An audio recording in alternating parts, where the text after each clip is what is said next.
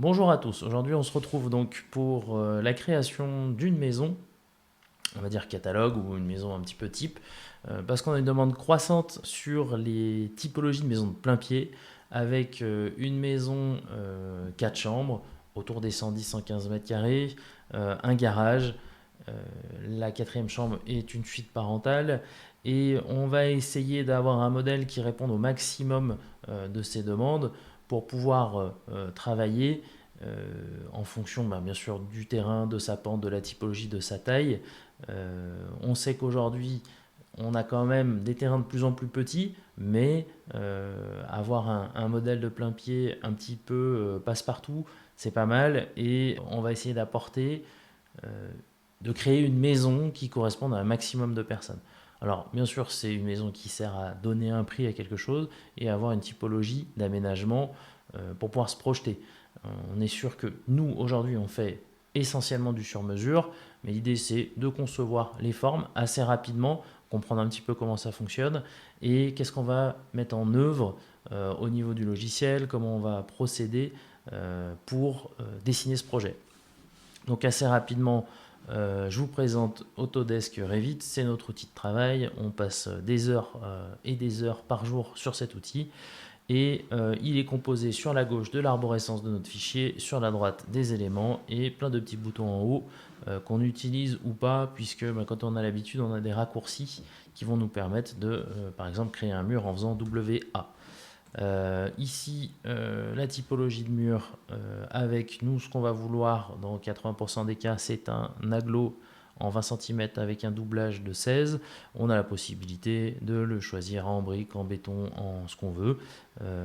Pour dessiner dans un premier temps, on va répondre à la plus grande typologie de maison et en fonction des options qu'on souhaite, on va pouvoir faire évoluer, changer le matériau. Ça va automatiquement se faire sur le plan et dans un second temps, ça va aussi incrémenter le chiffrage. Voilà, donc sur une maison de plein pied qui fait 100 mètres carrés, on sait grosso modo qu'il va nous falloir 15 à 16 mètres linéaires. Et pour une largeur d'aménagement, on va dire qu'autour de 8 mètres, on est bien. J'ai envie de lui donner une petite forme un petit peu sympa, c'est-à-dire pour avoir un espace de terrasse couverte, on va lui créer un décroché qu'on pourra faire évoluer dans un second temps. Donc là, on va dire que on a notre espace de vie qui est assez rapidement créé et on va regarder si on tient dans nos surfaces qu'on annonçait, donc autour de 110 mètres carrés. Donc, hop, on reprend notre pièce qu'on va nommer tac, ici. Donc, on a à peu près 110 mètres carrés et nous, on voulait entre 110 et 115, donc on est plutôt pas mal.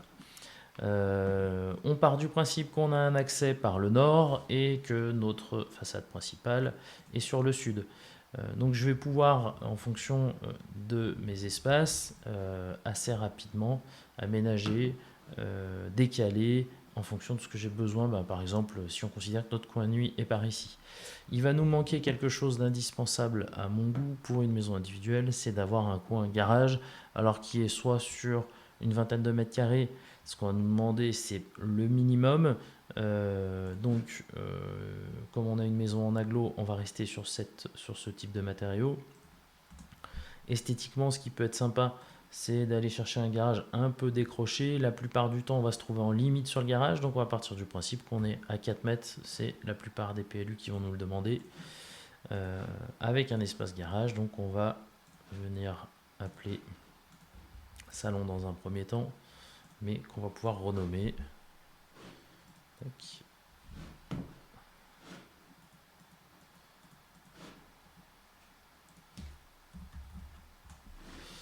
Voilà. Donc 20-25 mètres carrés. Donc là, j'ai ma forme de base sur laquelle je vais pouvoir travailler. En imaginant donc ma porte de garage, hop, je vais décaler mes vues pour être au mieux. C'est avec la touche DR que je vais la chercher et je cherche soit avec ma molette. Et on va dire qu'on va rester sur une porte de garage sectionnelle motorisée, histoire d'avoir quelque chose d'isolé ici. Je vais partir du principe aussi que je vais avoir besoin d'une porte d'entrée, donc je tape entrée et effectivement on va travailler avec une porte de marque Bellem qui va être dans 80% des cas notre fournisseur. On en a d'autres, hein, bien sûr, mais on va rester sur, on va dire, une typologie classique, mais on peut l'imaginer en fonction des choix de chacun, en bois, en alu, et on a tout un catalogue sur lequel on va pouvoir faire évoluer les portes. Donc grosso modo au milieu, puisque on va se dire que là, moi je vais chercher des cloisons 72 mm, on travaille toujours en placo style avec nos deux peintures. Tous ces détails là de matériaux, en fait, ils servent vraiment à la partie chiffrage, puisque c'est des éléments qu'on va aller chercher et qui vont nous être donnés donc, par le logiciel, toutes les quantités une fois qu'on aura fini de dessiner. Donc, hop, c'est donc notre chambre 1 qui va se trouver là, et notre chambre 2 qui va se trouver là. Donc ce qui est bien sur une largeur de chambre, c'est d'être au minimum ici à 2,60 m, 2,70 m, puisque un lit fait 2 mètres. Si je veux un peu de passage devant, enfin il fait 190 plus son tour de lit. Donc la largeur minimale d'une chambre, c'est 2,60 m. Alors là, on va essayer d'avoir des chambres un tout petit peu plus spacieuses. On peut aller descendre à 2,90 m, mais on essaye de rester à peu près dans ces tailles-là. Et 11 mètres carrés, on est plutôt pas mal. Donc je peux équilibrer mes chambres à gauche et à droite. Donc là, on voit qu'il me manque un petit peu de surface pour avoir une chambre équilibrée, et on a dit qu'on voulait 4 chambres. Donc très clairement, ce décroché, je vais pouvoir l'emmener là pour avoir mes 3 mètres de large à peu près. Je descends un petit peu parce qu'il va falloir distribuer par le couloir nos deux chambres du fond.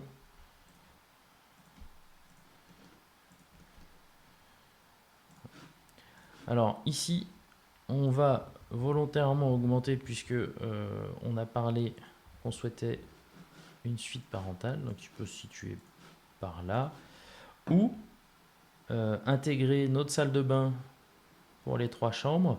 Donc ça, c'est assez facile de le faire évoluer, mais on peut se dire qu'on a nos 3 chambres ici, et de ce fait une salle de bain là, parce que les parents ont bien envie d'avoir leur suite qui donne sur le jardin. Alors là encore, au besoin, je peux venir faire évoluer ma forme de maison. 6 mètres carrés pour la salle de bain, c'est plutôt confortable. On va rester là-dessus. On verra qu'on peut rentrer sans problème une douche. Hop, salle de bain, une. Et c'est même une salle d'eau si on a dit qu'on faisait rentrer une douche. Ou une salle de bain si on fait une baignoire. Peut être sympa, on va dire que c'est une chambre, c'est une maison familiale et qu'on va avoir des enfants. Voilà. Ici, en termes de volume de chambre, il serait judicieux d'être un petit peu plus grand. Une suite parentale assez confort. Il faut prévoir 17 mètres carrés. Si on veut un coin dressing, donc on voit que je translate mon espace de terrasse comme j'en ai besoin. Et ça, c'est assez confortable. Il y a quelques temps, avec une planche à dessin, c'était moins facile. Donc ici, on peut partir du principe que c'est une chambre 4. Et on va la diviser assez facilement avec 10,74 en sachant qu'on a juste le lit à prévoir. Et on va couper cet espace en deux. On va conserver la partie avant pour faire une salle d'eau, puisque on va pouvoir y mettre une fenêtre. Et ici, un coin dressing. Donc dans un premier temps, on va vraiment faire que des espaces pour pouvoir distribuer notre logement. Là, on va séparer la pièce puisque Ça nous permettra d'avoir notre espace de vie uniquement. Ici, on a notre coin qu'on va appeler un dégagement. Voilà. Donc là, on part du principe que on va être sur du plancher chauffant de partout. C'est aujourd'hui la solution la plus confort l'hiver, en tout cas avec une diffusion de la température optimale, une consommation moindre. Voilà. Alors après, on a 3 grands types de chauffage. On va pouvoir faire soit du plancher chauffant, soit hop,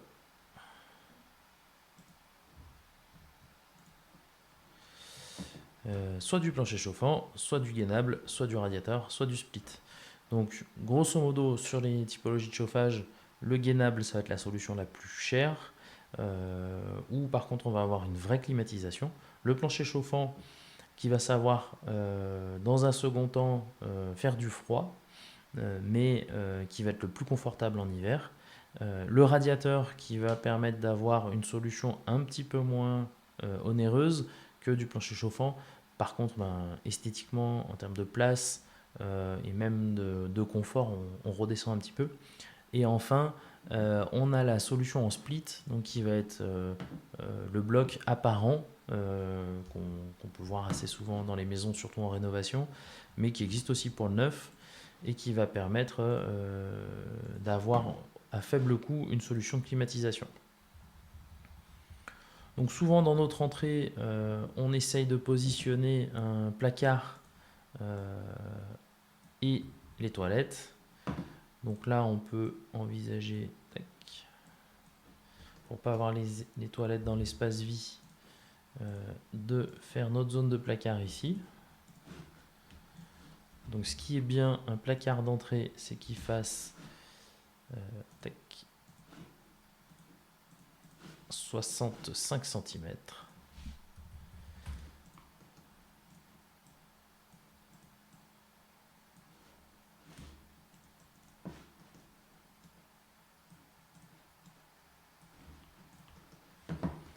Et nos toilettes, 90. Donc, hop, je vais pouvoir régler ma cote. Ici, ma porte pour les toilettes, si on est... Hop, on va pouvoir passer sur une porte de 83. On peut faire du 73 si on a envie d'être PMR. Alors, mon couloir est un petit peu petit puisqu'il serait optimal de l'avoir en 0,95.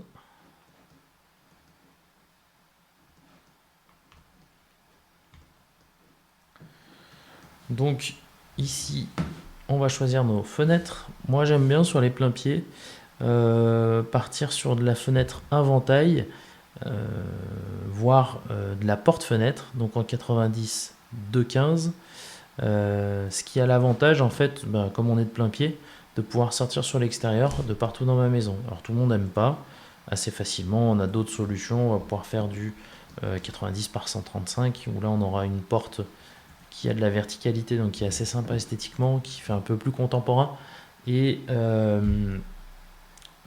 qui aura l'intérêt de ne pas descendre jusqu'au sol. Donc au besoin, soit vous avez une maison qui est ouverte sur l'extérieur, je sors de partout, soit vous avez envie, par exemple sur le côté nord, de dire non, moi je veux plutôt une fenêtre que je peux dupliquer pour en recréer une de 1,35 m, que je viens ensuite faire évoluer ici en 1,35 m. De ce fait, j'ai créé une fenêtre en 90 par 135. Je peux aussi passer ces deux fenêtres au nord parce qu'il y a moins d'intérêt de sortir. Je vérifie qu'elles sont à la bonne hauteur. Donc sous linteau, on a l'habitude de passer à 2,15 m toutes nos ouvertures. Voilà.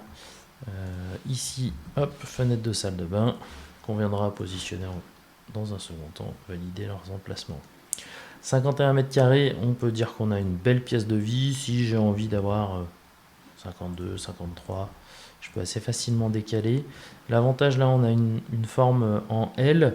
L'intérêt, ça peut être de dire ici, on va chercher une grande baie vitrée, donc de 3 mètres. ici.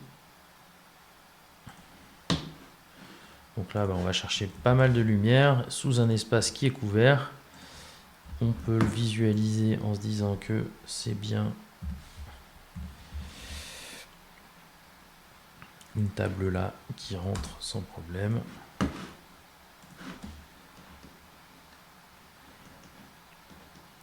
Je vais considérer que ici,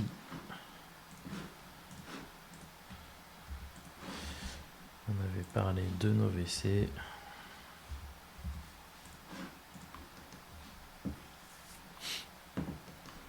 Et on peut fermer un petit peu notre hall avec une cloison.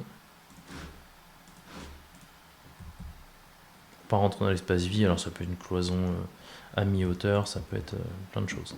Et là, on peut prendre une table, hop. Imaginez notre coin salle à manger ici.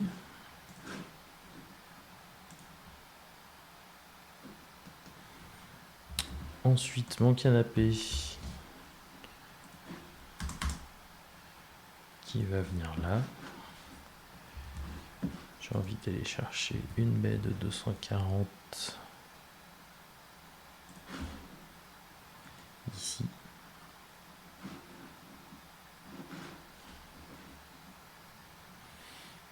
Et peut-être que sur mon coin cuisine, j'ai aussi envie d'avoir une baie sur l'extérieur qui peut être intéressante. Donc là, j'ai un beau recul sur mon canapé. Et on va pouvoir envisager d'avoir la télé ici, qui serait mettre quelques centimètres de plus quand même.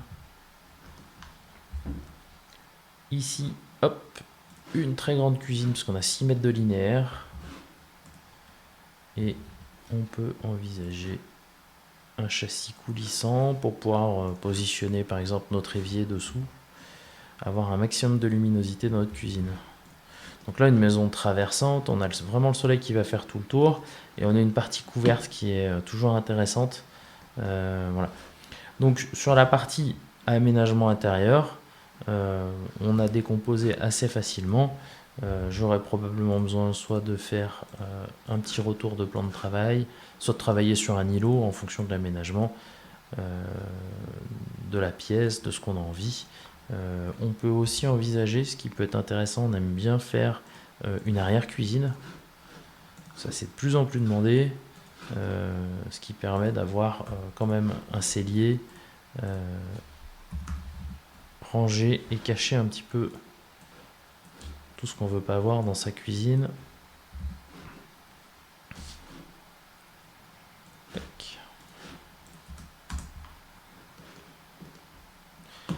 Donc là, l'idée, c'est pas de faire un plan technique, mais vraiment un plan d'aménagement.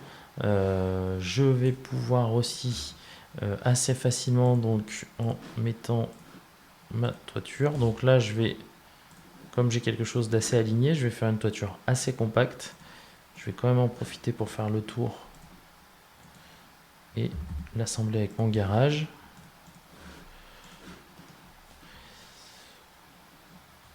Tac, je dois fermer mes boucles. Et ici, on va tout de suite se rendre compte qu'on a une maison, 35% de pente, voilà, avec un aménagement qui fonctionne bien. Sur mon garage, là, j'aurais besoin de deux choses. C'est une petite fenêtre pour la lumière et, comme j'aime bien jardiner, une porte de service.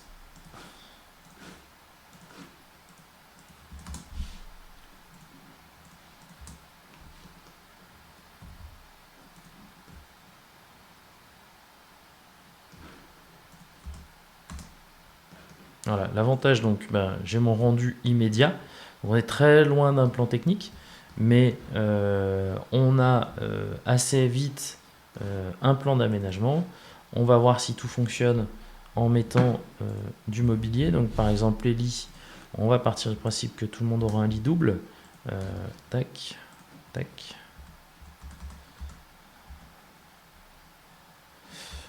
On cherche la position qui nous arrange.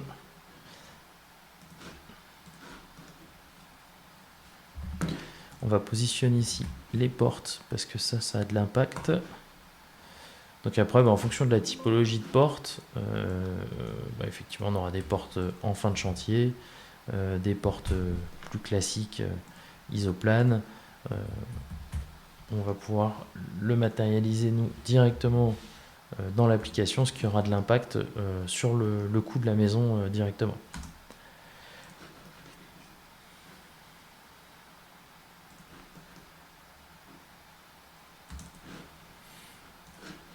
Alors j'aime bien aussi prévoir directement sur ce type d'aménagement des placards muraux.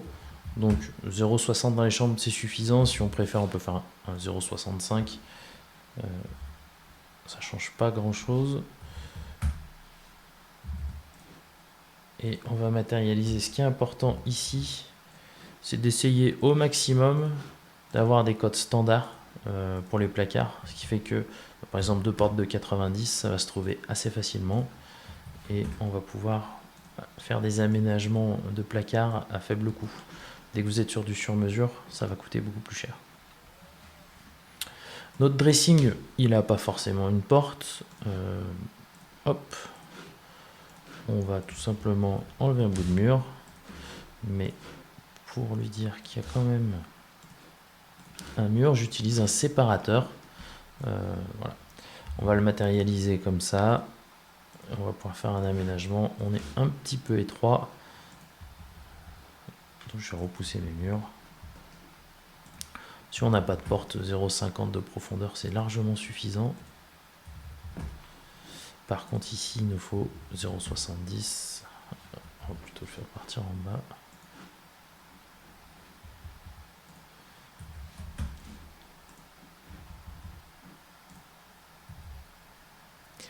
Et 0,50. Donc là, on a un dressing qui est bien optimisé avec du linéaire de rangement. On va pouvoir voir nos cotes directement. 1,80 m par 1,70 m. Donc, bon, très beau rangement. On va partir là encore sur du chiffre rond. Des dressings en standard. Si après on veut faire du sur-mesure, ça n'aura pas d'incidence. En tout cas, le prix sera le même, mais si on veut faire du standard. Sur la suite parentale, pour gagner un petit peu de place, on peut envisager une porte coulissante.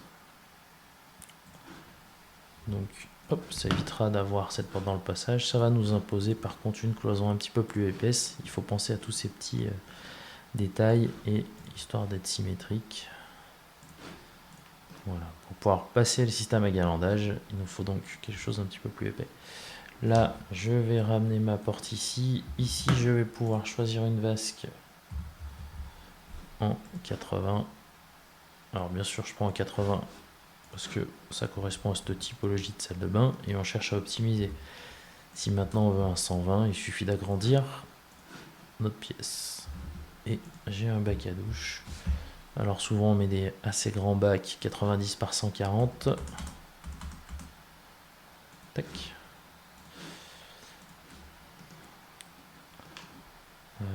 Donc on voit qu'il nous manque quelques centimètres. Je vais tricher. Hop. Et là je vais pouvoir être aligné de partout. Donc tout rentre au chausse-pied, c'est magnifique. Je vais pouvoir prendre une porte de 70 même.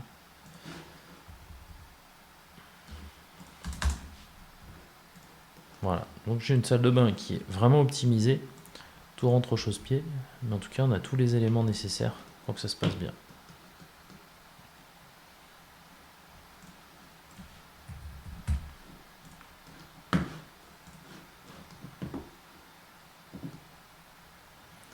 Donc après, au besoin, il y a des gens qui vont vouloir accéder directement sur un plein pied. Je trouve que c'est dommage quand on a cet aménagement-là, mais on pourrait imaginer accéder directement au garage. Donc il faudrait prolonger un peu notre couloir, peut-être le distribuer un peu différemment. Ça éviterait de se décrocher. On perdrait un petit peu de place. Donc après, on va dire, si on pousse un petit peu ici assez facilement, on peut faire un cheminement pour avoir une porte. Mais ça va faire un couloir assez long puisqu'il va faire la moitié de la maison. Mais il y a des gens pour qui il est indispensable d'accéder au garage. Ça, c'est pas un problème, c'est vraiment du détail.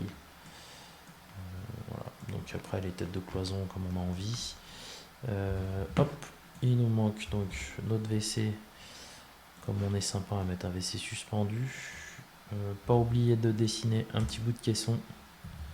Si c'est un bâti support, on en aura besoin pour cacher tout le monde.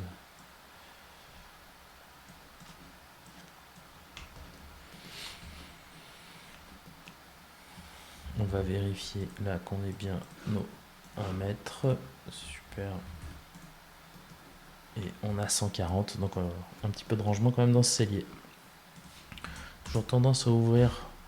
Après, on peut aussi imaginer là une porte à galandage, ce qui serait le top dans la cuisine. Attention, c'est un impact budgétaire quand même qu'il ne faut pas négliger.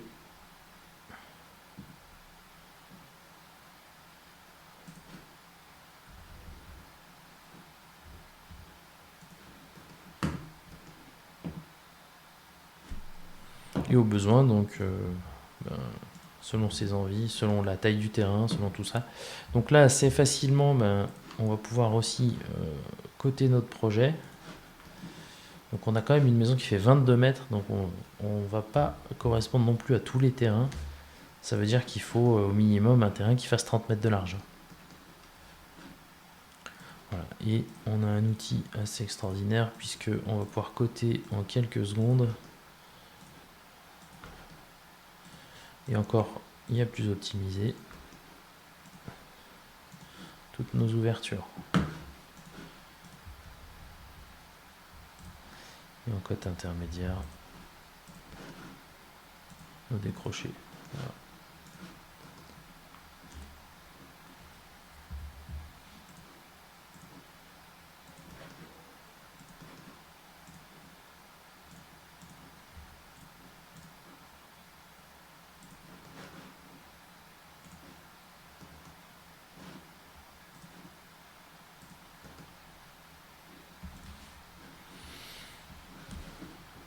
Et si je lui dis mur entier, je vais encore plus vite.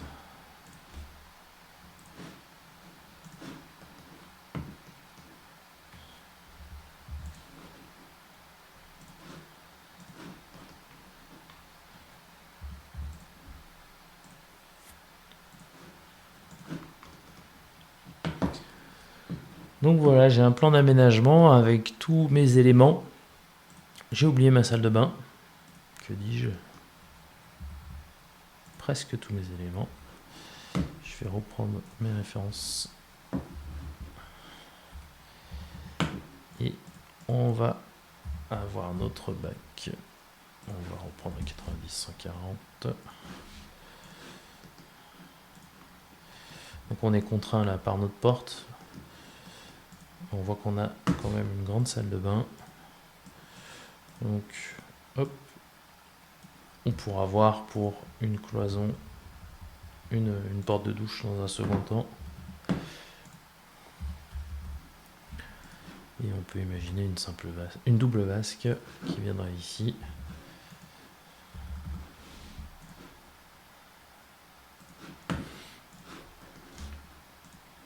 Je peux aussi proposer un aménagement différent avec une baignoire qui viendrait là au fond, en fonction des besoins.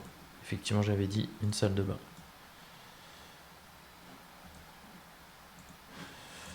Et on peut envisager les deux.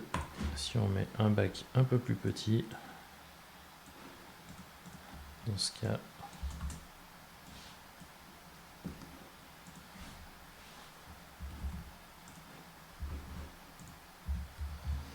donc on voit que vraiment tout est modulable. On peut en quelques secondes rajouter, enlever, changer tous les éléments qu'on souhaite.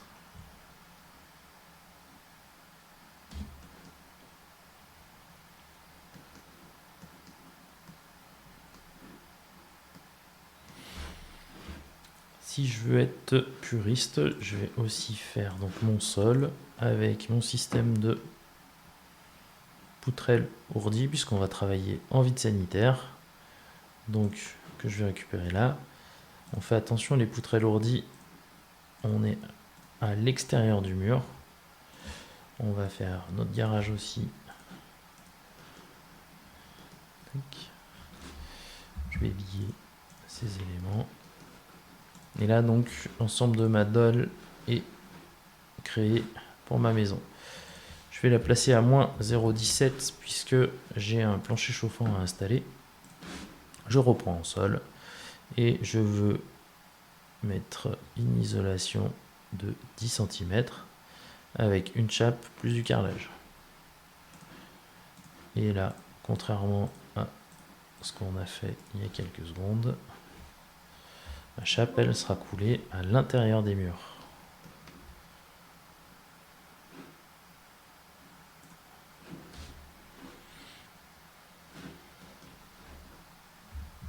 Et à l'intérieur du doublage aussi.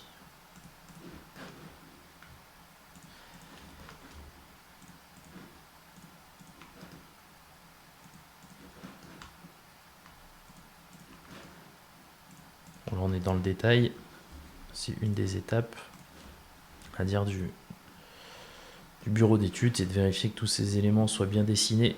Tout ce qui est dessiné sera chiffré. Donc là pareil, sur mon extérieur, si je veux aller un petit peu plus loin, l'objet c'est pas de faire un plan d'exécution ni un plan technique, mais d'avoir quand même les éléments de débord de toit.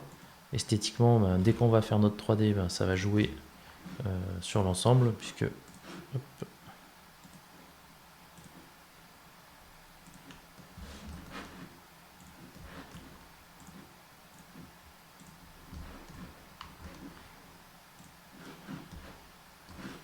et sur mes débords, je vais pouvoir attacher mes gouttières.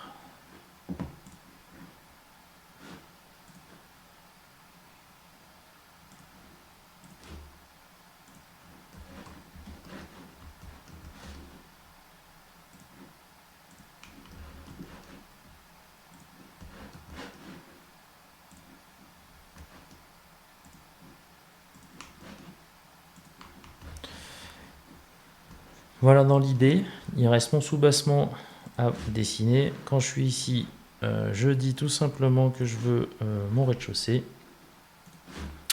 Ici, je vais choisir mes soubassements les plus classiques avec un enduit d'étanchéité, hydrofuge et un delta MS. Alors là, j'ai un petit défaut d'affichage puisque je vois ma toiture. Je peux tout simplement lui demander de les cacher. Et là, je vais pouvoir me caler sur mes murs extérieurs.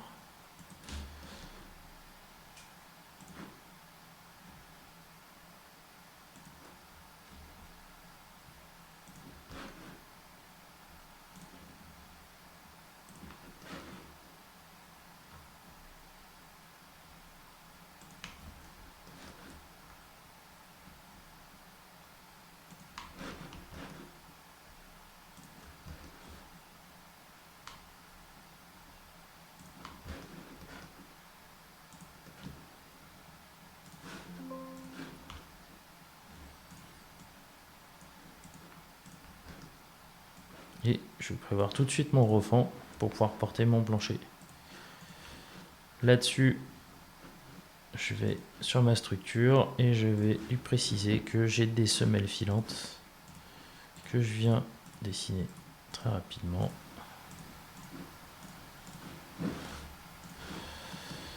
Voilà. Et là, on va tout de suite voir que on a l'ensemble de notre maison avec son soubassement, ses fondations qui sont dessinées. Et ensuite, en fonction, on va dire, de chaque client, si au besoin, je suis en limite de propriété ici, je vais pouvoir tronquer mon toit et passer donc sur un caniveau nantais. Donc on va pouvoir adapter ce même projet à plusieurs terrains, typologies. Si il nous manque quelques mètres, on peut aussi, par exemple, écraser en longueur et augmenter sa largeur. On a vraiment plein de possibilités. Pour finir, la petite touche sur nos tuiles de rive. Tac. Et voilà notre plein pied donc, qui est prêt en termes d'aménagement avec des ajustements qui peuvent être faits, mais on a vraiment une flexibilité totale sur le projet. Si mon salon est trop petit, je le grandis. Je vais pouvoir même envisager dans l'autre sens. Alors, dans l'autre sens, ce qui reste plus embêtant, c'est que on va modifier la largeur du toit. Donc on risque de devoir reprendre son toit, mais dans l'absolu, on pourrait faire une toiture qui est un petit peu plus descendue ici. Ça complexifierait un petit peu, mais ça fonctionnerait où on pourrait faire le L sur cette zone en prolongeant notre salon de quelques centimètres. Voilà, donc on vient de réaliser un avant-projet sommaire d'une maison de 115 mètres carrés. Vous pourrez la retrouver sur notre site web dans notre catalogue. L'idée, c'est aussi de lui donner un prix avec donc les caractéristiques qu'on va utiliser le plus souvent, le plancher chauffant avec la pompe à chaleur, nos carrelages en imitation parquet. On va avoir la possibilité de variantes sur les finitions, mais en base on va partir sur de la porte fin de chantier bois, un appareillage un petit peu sympa aussi en noir, le Biticino de chez Legrand. Enfin voilà, une maison en boise. Et ce qui peut être sympa aussi, c'est de mettre des petites touches de parement. Là aujourd'hui, on n'est pas dans la 3D, on est vraiment dans la partie avant projet sommaire. Ensuite, on va faire mouliner tout ça. Et effectivement, on aura des visuels, puisque Revit est vraiment un logiciel de dessin, pas un logiciel de rendu. Donc après, on passe sur une autre application pour pouvoir visualiser avec des effets 3D votre projet. Bien sûr, il faudra adapter la maison en fonction de votre terrain et savoir augmenter, diminuer les largeurs, longueurs pour pouvoir faire fonctionner votre projet.